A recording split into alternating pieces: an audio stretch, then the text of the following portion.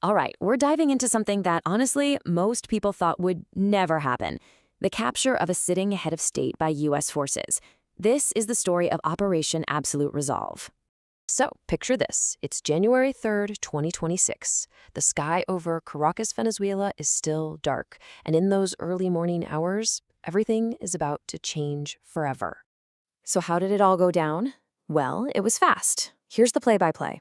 It kicked off in the early morning with very precise airstrikes on key military targets.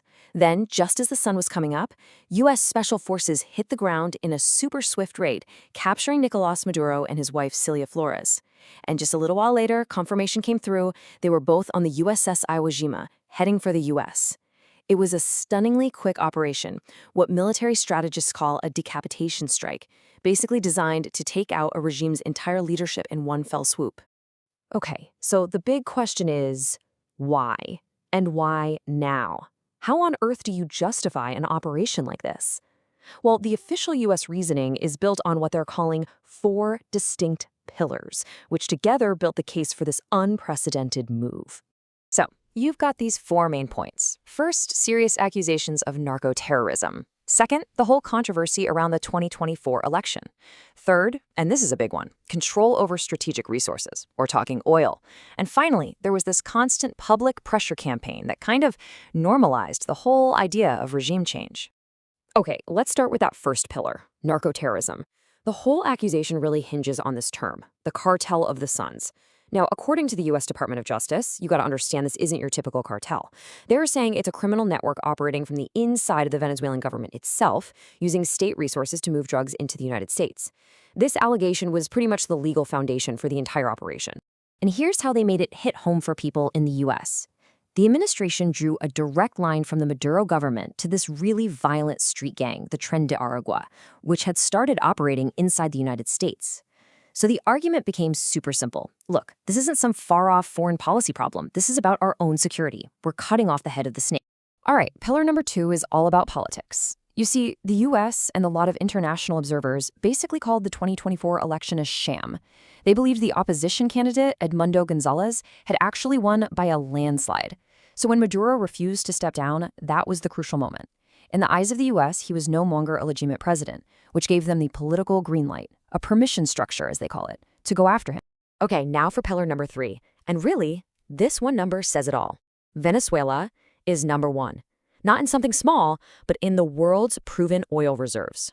We're talking more than Saudi Arabia, more than anyone. You just can't overstate how massive that is from a strategic point of view. And look, this wasn't some secret agenda they were trying to hide. I mean, listen to this quote from President Trump.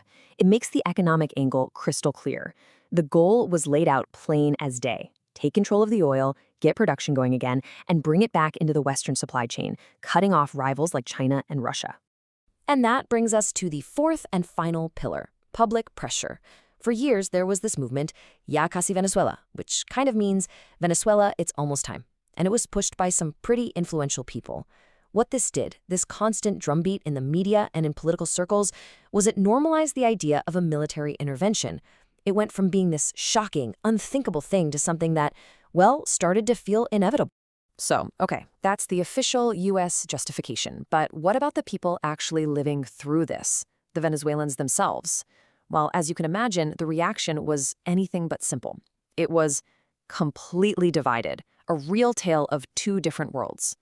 And this slide just lays it out perfectly. You had 2 Venezuelas and 2 totally opposite reactions. For the huge diaspora community, in places like Miami, this was a day of celebration, relief, freedom.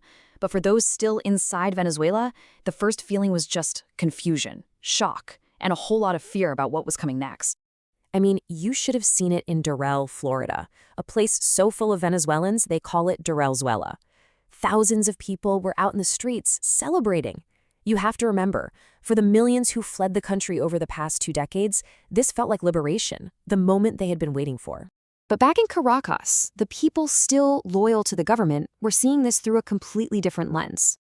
Vice President Delcy Rodriguez went on record immediately calling it a kidnapping and imperialist aggression. And that kind of language, it hits hard in a region that has a very long and very complicated history with U.S. intervention. So for just the average person trying to get through their day in Caracas, The situation was just total chaos. Imagine this. Widespread power cuts hit right during the operation, plunging the whole city into darkness. Sure, some folks who opposed the government felt this little spark of hope, but that was quickly drowned out by a very real fear. They were terrified of retaliation from these armed pro-regime groups known as colectivos. And that's where we are now. The operation itself is done, but the country, it's just hanging in this state of limbo. A nation under completely new and totally uncertain management. And this has created a reality that nobody could have predicted. Officially, Venezuela is now under and I'm using their word, temporary U.S. administration. That's right, the United States has basically taken administrative control of the country, saying they're just there to oversee a transition. So what are they saying their goals are? Well, according to the official statements, it boils down to three things. 1, stabilize the country. Stop it from collapsing into chaos. 2, get that oil production up and running again. And 3, transport Nicolás Maduro and Cilia Flores to New York to face trial. But let's be real. Every single one of those goals is a monumental task, with huge political challenges both inside and outside the country. In all of this, it leaves us with the one big, fundamental question that's hanging over this entire event. It's a question with no easy answer, and it's one that's going to define the future of Venezuela and maybe even set a new precedent for the whole world.